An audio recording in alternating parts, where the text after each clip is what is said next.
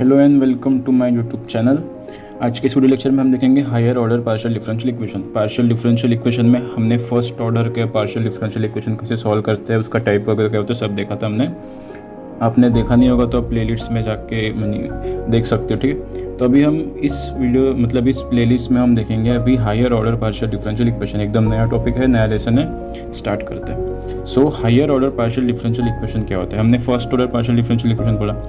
Order मतलब क्या होता है वो समझने की ज़रूरत है। ऐसा पार्शियल डिफरेंशियल इक्वेशन जिसमें x y z p q equal to 0, where p की वैल्यू क्या होती है del Z by del x and q की वैल्यू क्या होती है del Z by del y.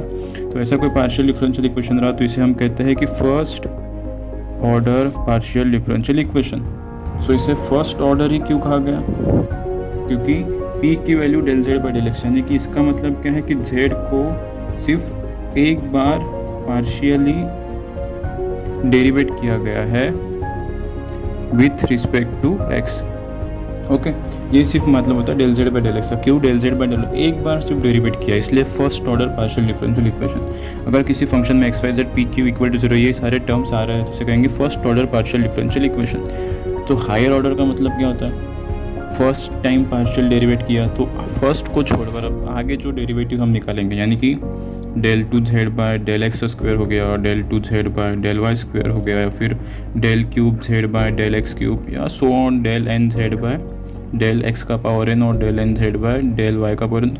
कोई भी फर्स्ट ऑर्डर तो हमने देख लिया, इसके बाद second order, third order, nth order तक कोई भी ऐसे टर्म्स रहे और इनसे मिलकर कोई फंक्शन बन रहा है मेरा, यानी कि किसी फंक्शन में एक्स वाई जेड तो है, उसी के साथ साथ del two Z by del x square, या फिर del Z by del X, या फिर del N Z by del x का power N, del N Z by del x Y का power N and so on. कोई भी terms ऐसे हो तो उससे जो डिफरेंशियल पार्शियल डिफरेंशियल इक्वेशन बनेगा उसे हम कहेंगे higher order partial differential equation. In short कहने का मतलब क्या है कि फर्स्ट मतलब सिर्फ फर्स्ट ऑर्डर के अगर पी एंड क्यू रहे, मतलब फर्स्ट ऑर्डर के में पी एंड क्यू अगर है वैल्यूज तो वो first order partial differential equation कहलाएगा। उसको छोड़कर सेकेंड ऑर्डर में है, कोई थर्ड ऑर्डर में है या nth ऑर्डर में कोई ऐसे टर्म्स है उनको मिलकर कोई इक्वेशन बन रहा है तो उसे कहेंगे higher order partial differential equation. उसके साथ साथ हायर डिग्री के भी पार्शियल डिफरेंशियल इक्वेशन होते हैं। सो ऑर्डर एंड डिग्री में क्या डिफरेंस है देखो, del Z by del x, del two Z by del x square, del Z by del x का square and del two Z by del x का square का cube. ये मैंने 4 terms लिखे हैं यहाँ पे। Okay, so first derivative z का विथ रिस्पेक्ट टू 1, तो इसका ऑर्डर कितना हो गया 1 एंड डिग्री कितनी हो गई 1। डिग्री कैसे देखते हैं, जो मेरे पास पार्शियल डेरिवेटिव की टर्म है उसका पावर टर्म कितना है वो देखेंगे। उसका पावर टर्म जो रहेगा वो डिग्री रहेगी, ये डी है यानी ओ ऑर्डर का ओ। ओके, तो इसका ऑर्डर भी 1 एंड डिग्री भी 1। यहाँ पे ऑर्डर दिख रहे हैं मुझे सेकेंड ऑर्डर, क्योंकि सेकेंड ऑर्डर मतलब 2 बार डेरिवेट किया है। याद रखने के लिए यही याद रखने की, ऑर्डर मतलब डेरिवेटिव कितने बार, nth डेरिवेटिव है या सेकेंड डेरिवेटिव या फर्स्ट डेरिवेटिव है एक्सेट्रा एक्सेट्रा। सो यहाँ पे सेकेंड पार्शियल डेरिवेटिव किया है जेड का एक्स के रिस्पेक्ट में, तो इसका ऑर्डर कितना हो गया 2 एंड डिग्री कितनी हो गई 1, क्योंकि इसका होल पावर कितना है 1। ओके, इन दोनों का देखो अब क्या होगा, ऑर्डर कितना हो जाएगा 1 एंड डिग्री 2, क्योंकि इसका होल पावर कितना है 2। इसमें ऑर्डर 2 एंड डिग्री 3। सो इस तरीके से हम ऑर्डर एंड डिग्री मतलब सेपरेट करते हैं, उसको ऑर्डर एंड डिग्री समझते हैं। So higher degree partial differential equation मतलब क्या हो जाएगा कि जिसमें ऐसे कुछ टर्म, हमने हायर ऑर्डर के लिए सारे टर्म्स देखे, यानी कि del N Z by del x to the power n. Suppose higher order का कोई पार्शियल डेरिवेटिव का टर्म है, अगर किसी डिफरेंशियल इक्वेशन किसी इक्वेशन में अगर ये टर्म्स होता तो हम कहेंगे इसे higher order partial differential equation. लेकिन अगर फर्स्ट डिग्री हम higher order partial differential equation के साथ साथ हम फर्स्ट डिग्री के साथ डील करते हैं। यहाँ पे सबकी डिग्री कितनी है, सबकी डिग्री 1, इसका भी पावर 1, इसका भी पावर 1, इसका भी पावर 1 एंड इसका भी पावर 1, सबका पावर 1 है। लेकिन जब 1 से ऊपर जाएगा, 2 रहा, 3 रहा, 4 रहा है, nth डिग्री। सो जब ऐसे nth डिग्री का कोई इक्वेशन में ऐसे टर्म्स हो तो उसे जो इक्वेशन बनेगा उसे हम कहेंगे higher degree partial differential equation. उसमें एक्स वाई जेड भी हो सकता है, del Z by del x की टर्म भी हो सकती है, del two Z by del x square की टर्म हो सकती है, यानी कि del N Z by del x to the power n higher order की भी टर्म हो सकती है। उसके साथ साथ क्या चाहिए मुझे, del Z by del x का स्क्वायर भी पॉसिबल है, del Z by del x Y का क्यूब भी possible, up to so on del N Z by del x to the power n का पावर एम, वेयर एम कोई order का, मैंने मतलब एम किसी ऑर्डर के लिए, एन ऑर्डर के लिए था सॉरी, एंड एम सपोज कोई डिग्री के लिए होगा, m h degree equal to 0। अगर ऐसा कोई रहा, इसमें सारे टर्म्स रहे, तो उसे कहेंगे higher degree partial differential equation. समझ में आएगा डिफरेंस क्या है, ठीक है। सो ये दोनों चीज़ें काफ़ी ज़्यादा इंपॉर्टेंट थी। हम सिर्फ higher order partial differential equation की स्टडी करेंगे, हायर डिग्री की स्टडी फिलहाल नहीं करेंगे, okay. So higher order partial differential equation में क्या क्या आया था, del two Z by del x square, del two Z by मतलब डेल वाई, कोई भी टर्म आएगी फर्स्ट टर्म फर्स्ट डेरिवेटिव के साथ साथ nth डेरिवेटिव तक, अगर किसी फंक्शन में ये सारे टर्म्स है तो उसे कहेंगे हम higher order partial differential equation. हमने p को कैसे डिनोट किया था, अब थोड़ा नोटेशन पे देखते हैं।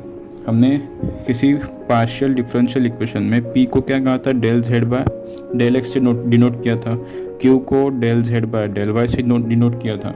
उसी तरह और 2-3 नोटेशन हमें इसमें काम आएंगे, वो नोटेशन देखते हैं। Del two Z by del x square, यानी कि इसी p को मैंने फिर से एक बार x के साथ डेरिवेट कर दिया। इसे मैं कह सकता हूँ कि del p by del x भी कह सकता हूँ, क्योंकि इसी p को एक बार x के रिस्पेक्ट में डेरिवेटिव, ये लेकिन ये z के रिस्पेक्ट में 2 बार डेरिवेटिव हो जाएगा, इसलिए del two Z by del x को लिखा है मैंने। इसे ही हम r स्मॉल r से डिनोट करते हैं, ओके। उसी तरह del two Z by del Y square, इसे भी एक बार डेरिवेट कर दूंगा मैं, अगर इसे मैं del q by del y लिख सकता हूँ, इसे स्मॉल t से डिनोट करते हैं, ठीक है। तो ये याद रखना।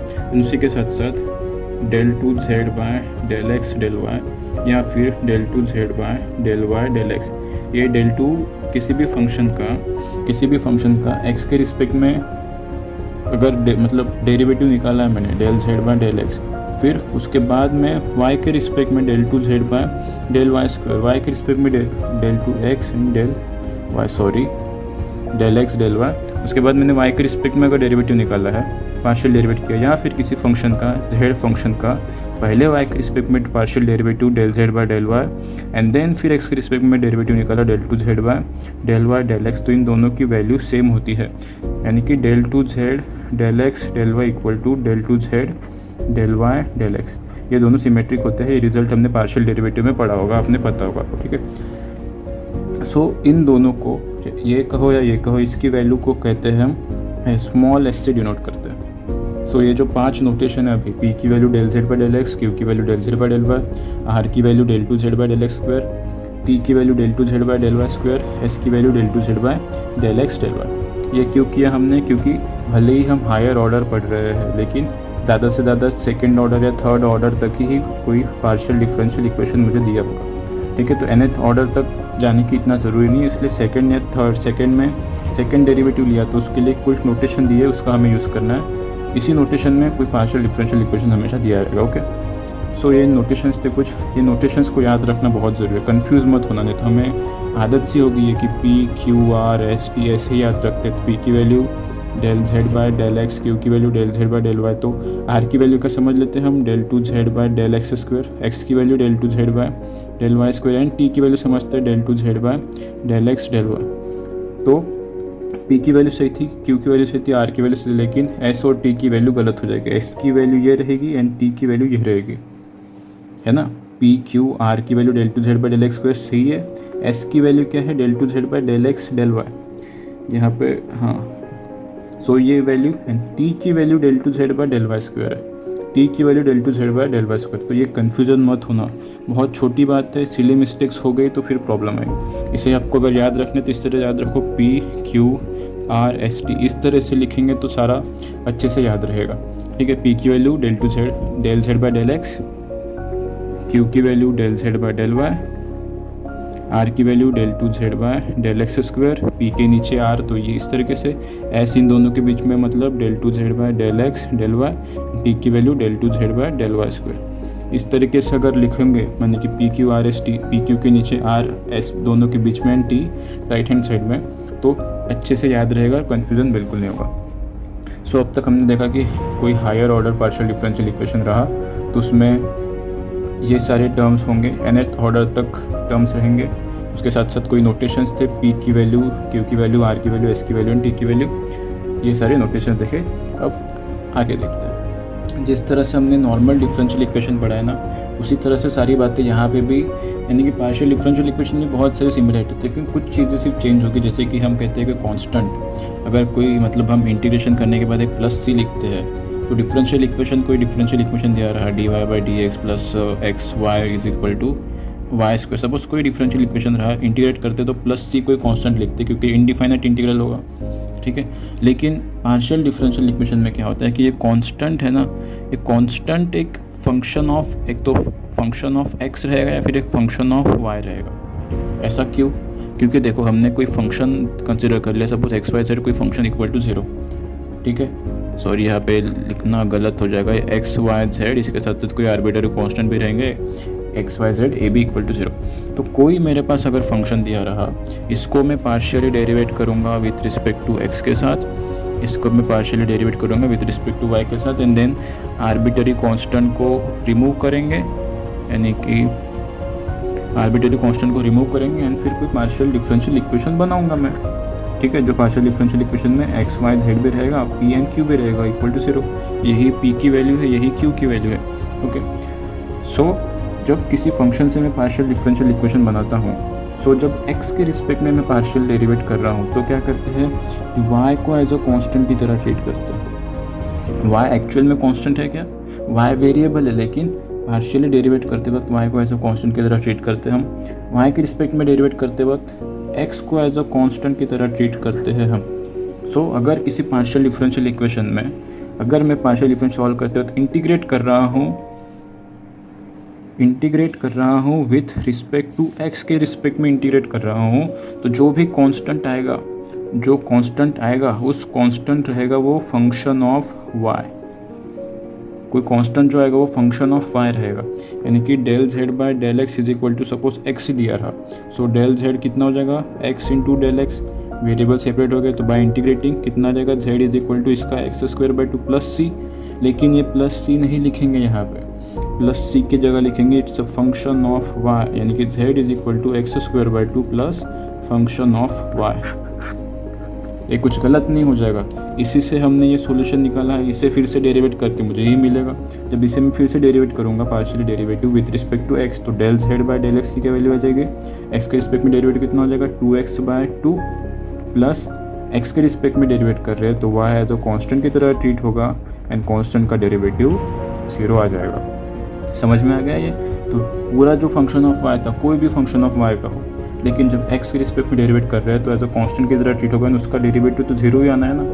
इसीलिए ये जो कांस्टेंट है, अगर किसी डिफरेंशियल इक्वेशन, किसी पार्शियल डिफरेंशियल इक्वेशन में मैं x के रिस्पेक्ट में इंटीग्रेट कर रहा हूँ, तो जो कांस्टेंट आएगा वो फंक्शन ऑफ y रहेगा, एंड y के रिस्पेक्ट में अगर मैं इंटीग्रेट कर रहा हूँ तो जो कांस्टेंट रहेगा वो फंक्शन ऑफ x रहेगा। ये थोड़ी बेसिक छोटी बातें पता होनी चाहिए। x के रिस्पेक्ट में जब इंटीग्रेट करेंगे मैं, तो जो कांस्टेंट वो फंक्शन ऑफ y ऐसे लिखूंगा मैं, इससे फंक्शन ऑफ y के रिस्पेक्ट में जो इंटीग्रेट करेंगे, जो कांस्टेंट लिखेंगे उसे फंक्शन ऑफ x कंसिडर करेंगे। दोनों सेम फंक्शन नहीं रहेंगे, कोई f ऑफ y मान लो, कोई फाई ऑफ x मान लो, कोई साई ऑफ y मान लो, या फिर कोई डेल्टा x, अलग अलग फंक्शन रहेंगे, सारे कांस्टेंट की वैल्यू अलग अलग रहेगी। f of y and f of x सिर्फ लिखने के लिए लिखा है मैंने, लेकिन सारे फंक्शन अलग अलग होंगे, ओके।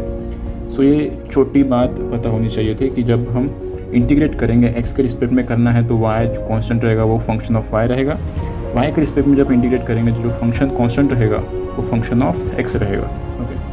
हम higher order partial differential equation की स्टडी कर रहे हैं, ठीक है। तो एकदम से हम nth ऑर्डर पे चले नहीं जाएंगे, हम मतलब एक बारी बारी से चलेंगे। सबसे पहले हमने first order partial differential equation देखे थे सारे, ठीक है। अभी हम देखेंगे कि second order partial differential equation रहे तो उनको कैसे सॉल्व करते हैं।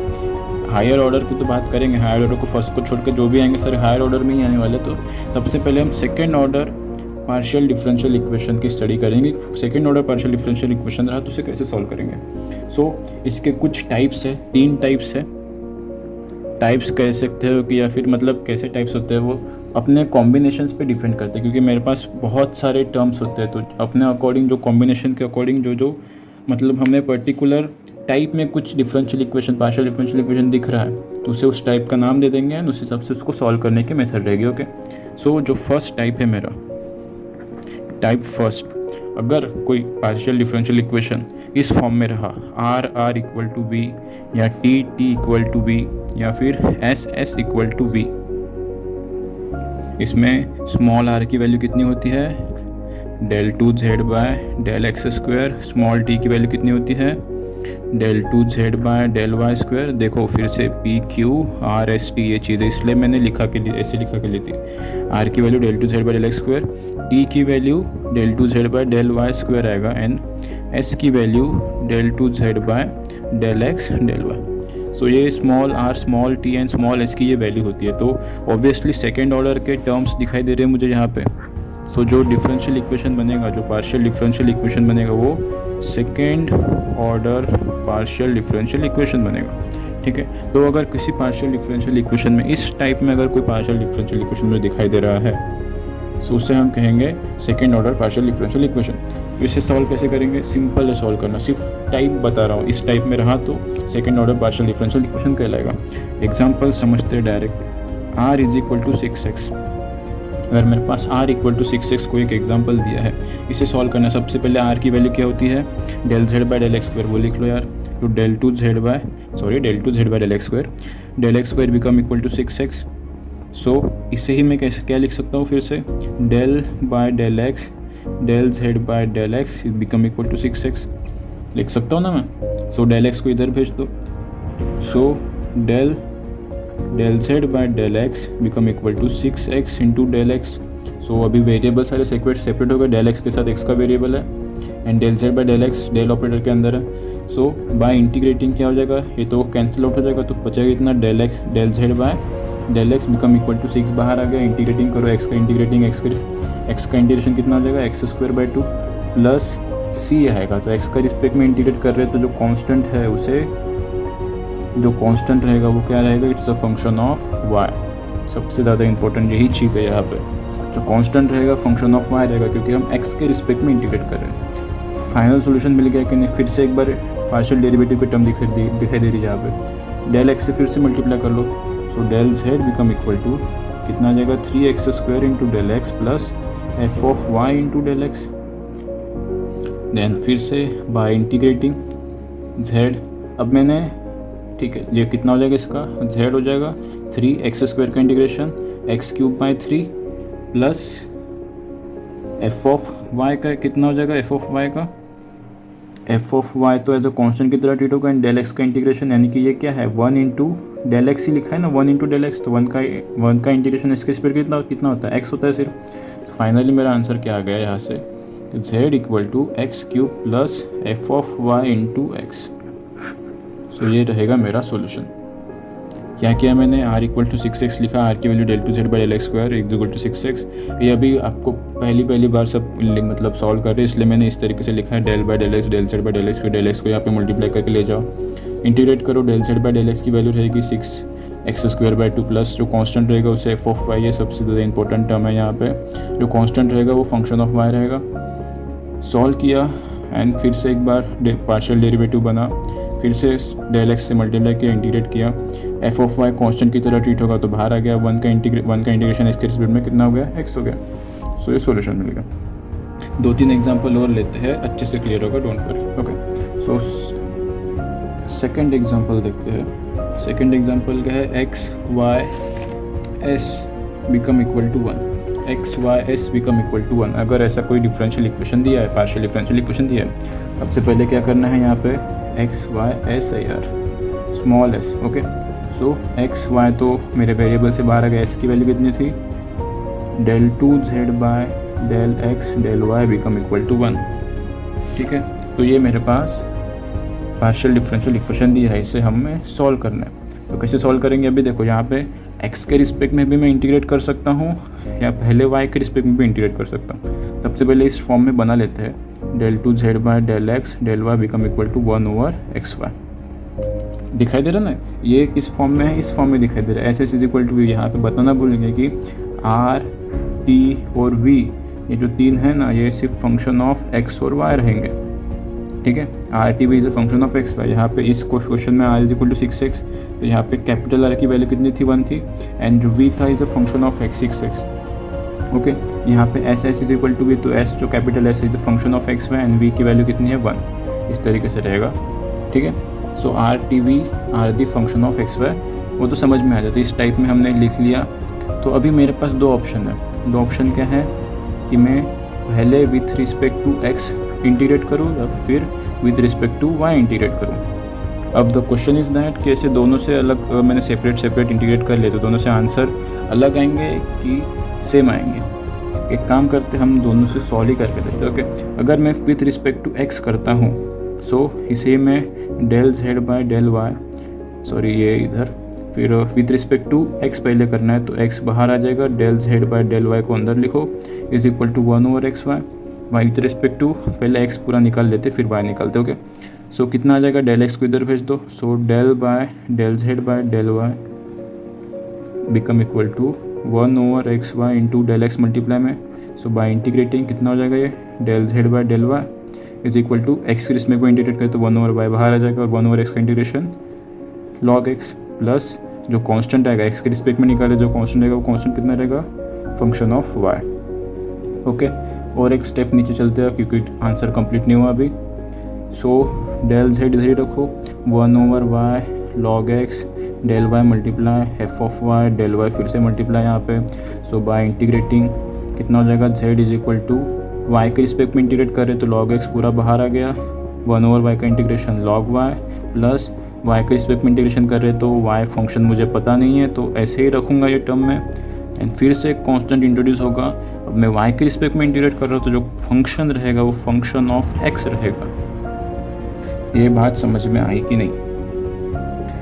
डेल वाई के रिस्पेक्ट में अब इंटीग्रेट कर रहे हैं तो जेड 1 ओवर लॉग वाई के रिस्पेक्ट में कर रहे हैं तो लॉग एक्स कॉन्स्टेंट है तो बाहर लिखा मैंने, 1 ओवर वाई का integration log y plus f of y into del y. इस टर्म को मैंने एज इट इज़ ऐसे लिखा क्योंकि एफ ऑफ वाई ये फंक्शन कौन सा है मुझे पता नहीं है, इसलिए ये टर्म एज इट इज़ मैंने ऐसे लिख दी। प्लस जो कांस्टेंट रहेगा वो कांस्टेंट क्या रहेगा, इस बार फंक्शन ऑफ एक्स रहेगा क्योंकि वाई के रिस्पेक्ट में इंटीग्रेट कर रहे हैं तो जो कांस्टेंट रहेगा उसे फंक्शन ऑफ एक्स लिखेंगे।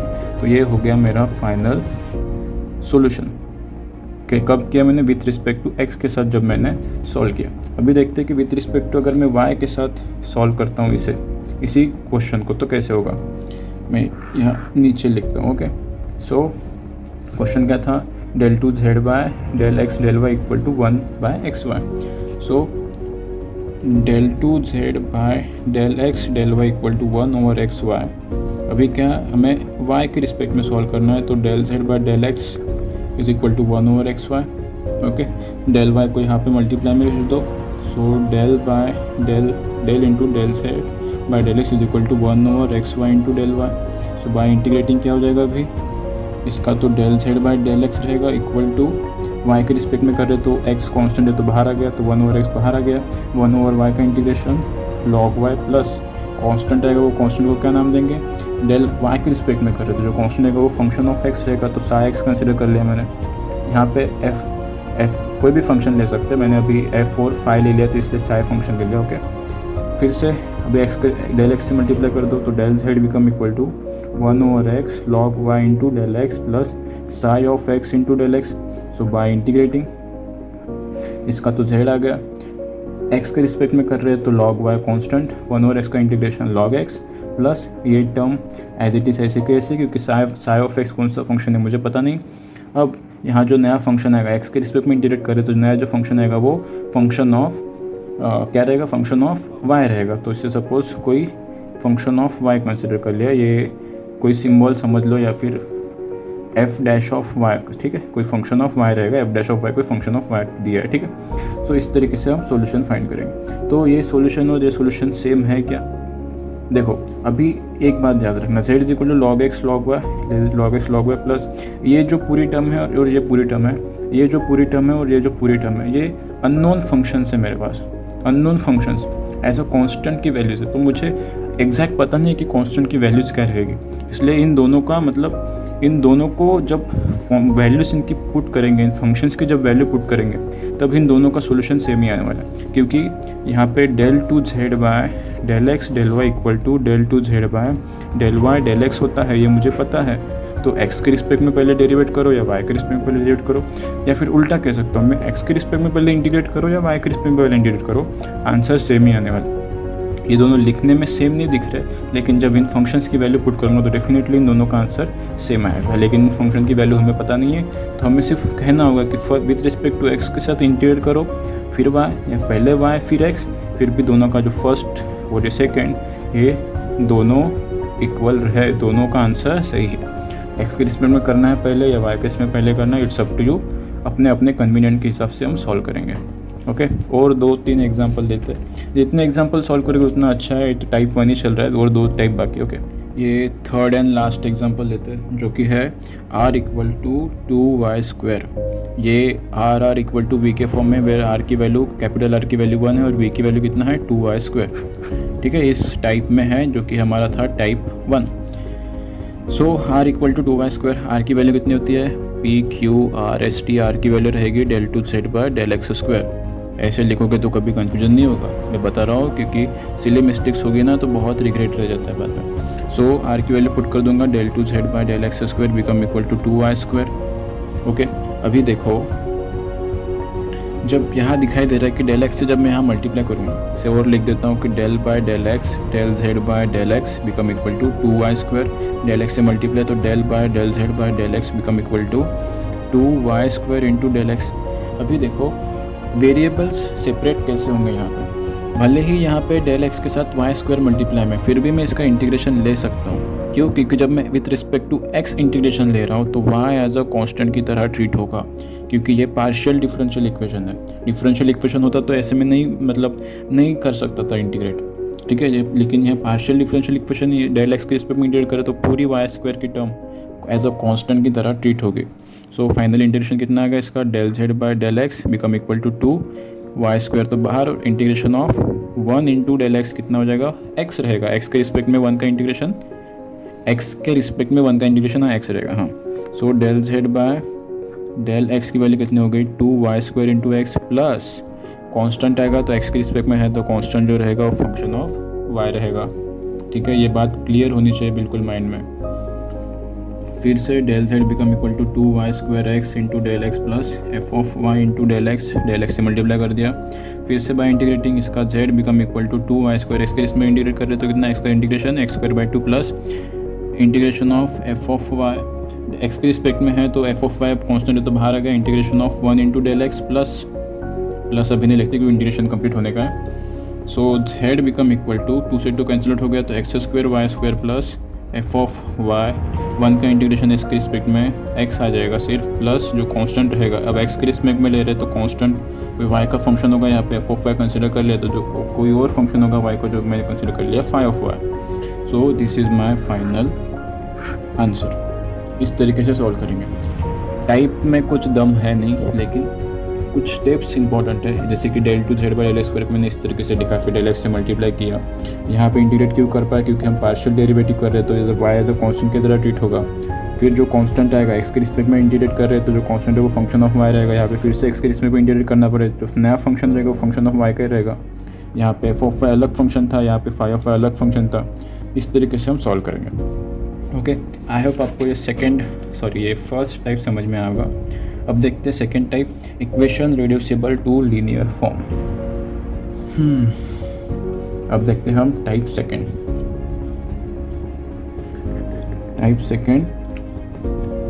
क्या है, equation reducible to linear form.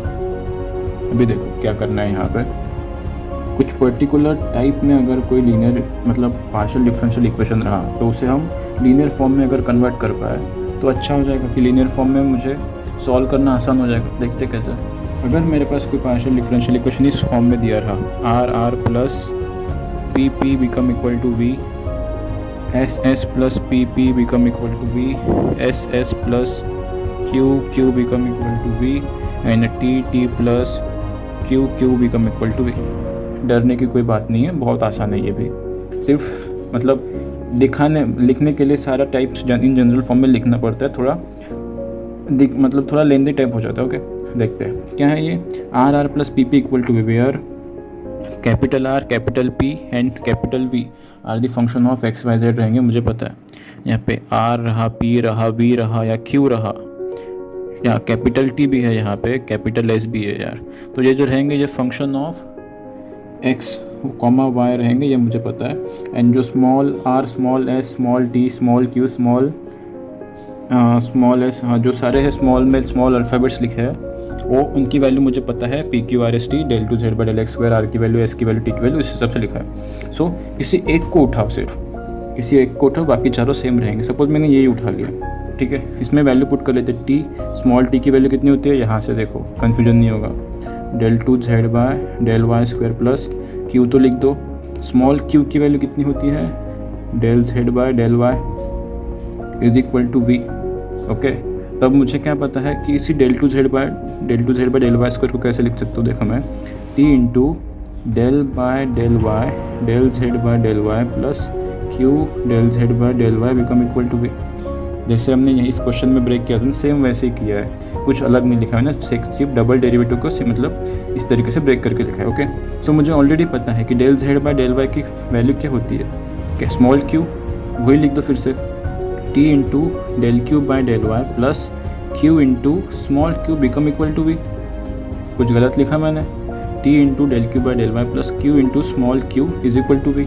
सो अभी देखो ये एक लीनियर डिफरेंशियल इक्वेशन के फॉर्म में नहीं आ गया, d x d y by d x plus p y become equal to q.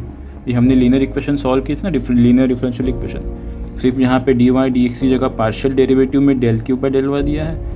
ये क्यू तो मुझे क्यू के रिस्पेक्ट में करना है, तो यहाँ पे क्यू स्मॉल क्यू जो भी वेरिएबल होंगे, फंक्शन होंगे, वो इक्वल टू वी। सो ये जब ऐसा किस तरह से कोई टाइप रहेगा तो इसे मैं लीनियर फॉर्म में एक्सप्रेस कर सकता हूँ। तो फाइनली इसका जब सॉल्व करते तो कैसे सॉल्व करते, इंटीग्रेटिंग फैक्टर निकालते, ई का power integration of q into d y, इस तरीके से बाद में वो प्रोसेस। सो अगर कुछ ऐसे पार्शियल डिफरेंशियल इक्वेशन रहे जो लीनियर फॉर्म में एक्सप्रेस हो सकते हैं, सो उनको इस तरीके से सॉल्व करेंगे। फाइनली जब हमने लीनियर डिफरेंशियल इक्वेशन को जिस तरीके से सॉल्व करते सेम उसी तरीके से इंटीग्रेटिंग फैक्टर के हेल्प से सॉल्व करेंगे। इसी तरह सेम इन टाइप्स को भी मैं डायरेक्ट लिख देता हूँ। इसको कैसे लिखेंगे, कैपिटल आर इंटू मल्टीप्लाई में del p by del x plus p become equal to v, linear form में एक्सप्रेस हो गया। इसका कैसे लिखेंगे, स्मॉल एस डेल इसका कैसे लिखेंगे, del p by del x के रिस्पेक्ट में तो वाई आ जाएगा plus p become equal to b. आप सॉल्व करके देख सकते हो, सिर्फ स्मॉल एस की वैल्यू पुट करनी है, फिर ऐसे स्प्लिट करना है, वो डायरेक्ट लिख दे रहा हूँ। ओके, सेम इसी तरह से सब आ जाएंगे, इसलिए डायरेक्ट लिख रहा हूँ मैं। सो इसका भी s into del p by del x b plus cube into small के become equal to b. So ये ऐसे टाइप रहे चार, इसको मैं लीनियर फॉर्म में एक्सप्रेस कर सकता हूँ। देन फाइनली मैं इसे लीनियर डिफरेंशियल इक्वेशन की तरह ही सॉल्व करूँगा, जो कि इंटीग्रेटिंग फैक्टर के हेल्प से। इंटीग्रेटिंग फैक्टर निकालने के बाद फाइनल सॉल्यूशन कैसे लिखते हैं, सबसे पहले क्या करेंगे कि टी से डिवाइड करना पड़ता है। यहाँ पे del q by del y del मतलब d y by d x के साथ मल्टीप्लाई में 1 होना चाहिए। ओके, तो यहाँ पे मल्टीप्लाई में टी है तो सबसे पहले डिवाइड कर लेंगे, तो ये इंटीग्रेटिंग फैक्टर की वैल्यू नहीं आएगी एग्जैक्टली। देखते क्या होता है कि del q by del y plus q by t into small के become equal to v by t. तो अभी इंटीग्रेटिंग फैक्टर कितना आता है, ई का power integration of capital Q by small t capital Q by capital T with respect to d Y.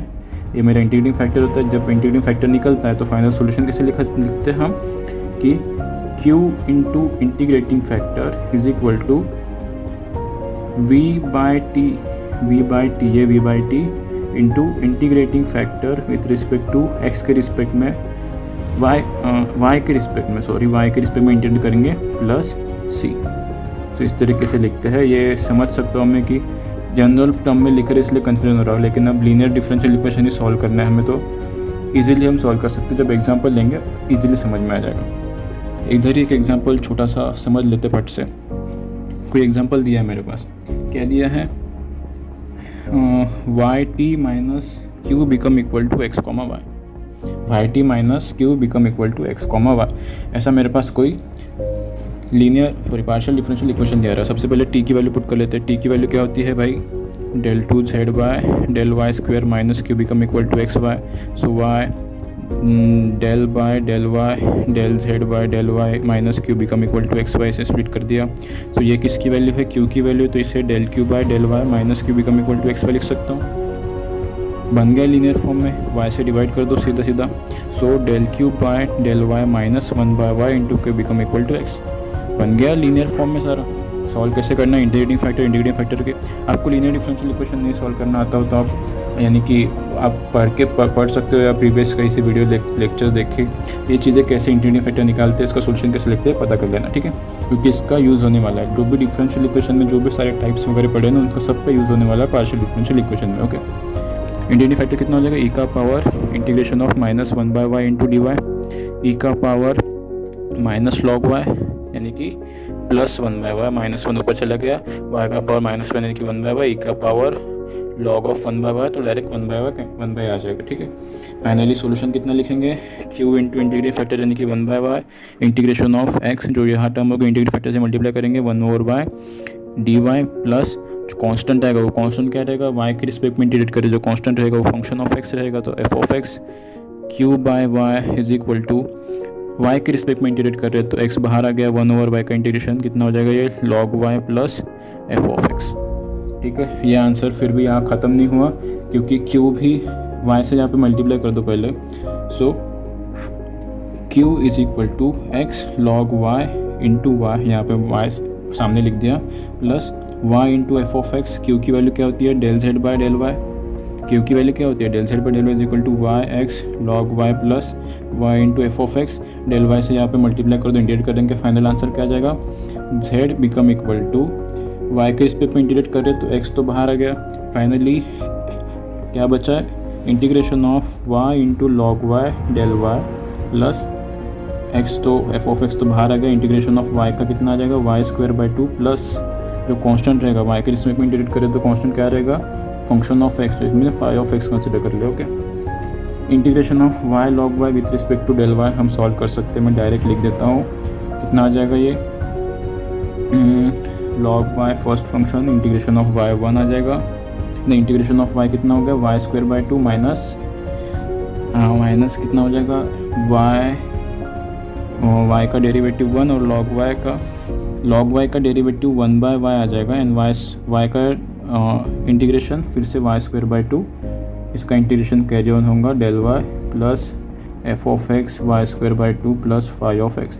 Simple मैंने integration का u dot v का formula लगाया, स्पेस नहीं है इस वजह से मैंने डायरेक्ट लिखना पड़ा। इसे फिर से सॉल्व करेंगे, वाई से वाई कैंसिल हो जाएगा, integration of y into del y बचेगा, जो फाइनल आंसर लिखेंगे वो फाइनल सोल्यूशन होगा मेरा, ठीक है। कैसे सॉल्व किया, y t is equal to minus q x y, del Z by del Y square को मैंने इस तरह से ब्रेक किया, लीनियर फॉर्म में एक्सप्रेस किया, इंटीग्रेटिंग फैक्टर से यूज़ करके सॉल्व किया, फिर से पार्शियल डिफरेंशियल इक्वेशन बना, फिर से सॉल्व किया एंड गेट द आंसर। सिर्फ constant with respect to x के रिस्पेक्ट में इंटीग्रेट कर रहे हैं तो कांस्टेंट जो रहेगा वो वाई का फंक्शन रहेगा, वाई के रिस्पेक्ट में इंटीग्रेट कर रहे हैं जो कांस्टेंट रहेगा वो एक्स का फंक्शन रहेगा। सिर्फ ये चीज़ें ध्यान में रखना है। उसके साथ साथ लीनियर डिफरेंशियल इक्वेशन कैसे सॉल्व करते हैं इंटीग्रेटिंग फैक्टर के अकॉर्डिंग ये आपको पता होनी चाहिए, एंड यहाँ पे भी integration of u dot v into d v, ये चीज़ें मतलब इंटीग्रेशन के प्रोडक्ट टूल यहाँ पे लगा तो ये भी आपको पता होना चाहिए, ओके। और एक एग्जांपल से समझने की कोशिश करते हैं। सो दूसरा एक एग्जांपल दिया हमारे पास, x r plus p is equal to 9x square y cube. क्या दिया है, x r plus p is equal to 9x square into y cube. यहाँ पे पी स्मॉल पी है, सो आर की वैल्यू कितनी होती है, p q r s t, so r की वैल्यू कितनी होती है, del 2 z by del x square, and small p की वैल्यू कितनी होती है, del Z by del x, ठीक है। तो इसमें हम ये वैल्यूज पुट कर देंगे तो कितना आ जाएगा, ये कौन सा टाइप में है पहले देख लो, r r plus P p become equal to p, इस टाइप में है।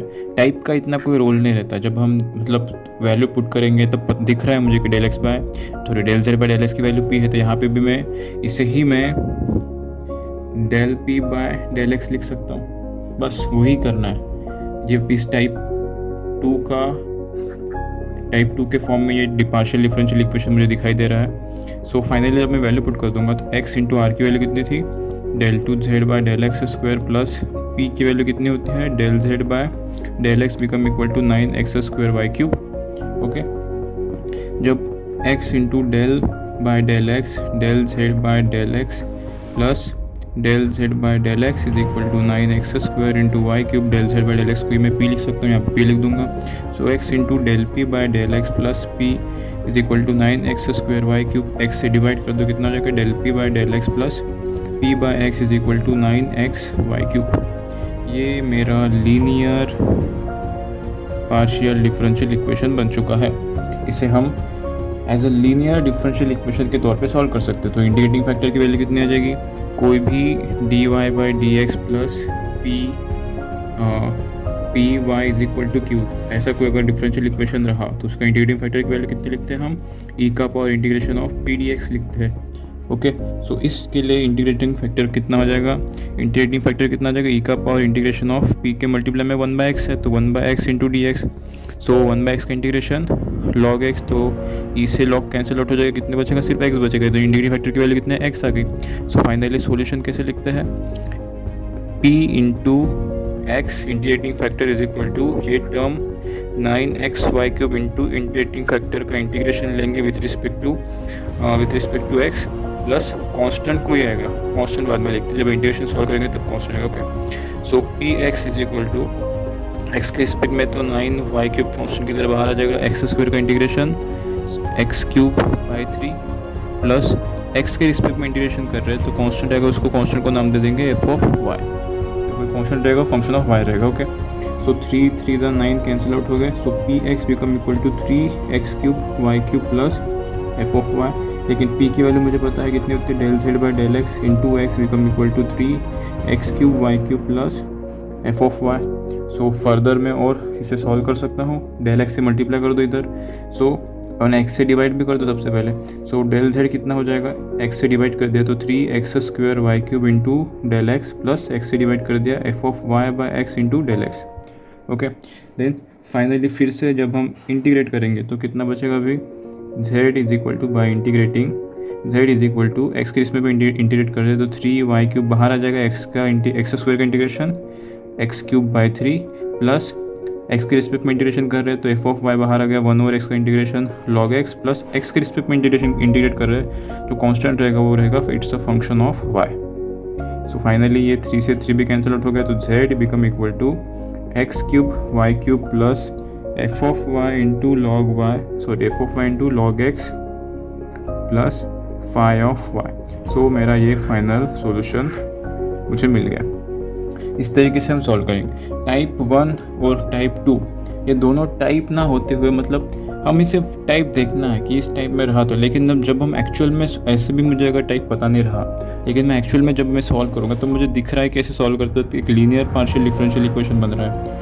ऐसे मैं इसे लीनियर डिफरेंशियल इक्वेशन ट्रीट करके सॉल्व कर सकता हूँ according to the integrating factor. Integrating factor निकाला मैंने, फिर उसके अकॉर्डिंग सॉल्यूशन कैसे लिखते हैं वो मुझे पता है, सॉल्यूशन लिखा, सॉल्व किया, फिर से पी की value del z by del x रखनी पड़ेगी, फिर से एक बार इंटीग्रेट करना पड़ेगा, सॉल्यूशन निकालेंगे। इस तरीके से हमने टाइप 1 और टाइप 2 ये second order linear differential equation में कैसे सॉल्व करेंगे वो देखा। टाइप 3 भी है, वो नेक्स्ट वीडियो लेक्चर में हम देखेंगे।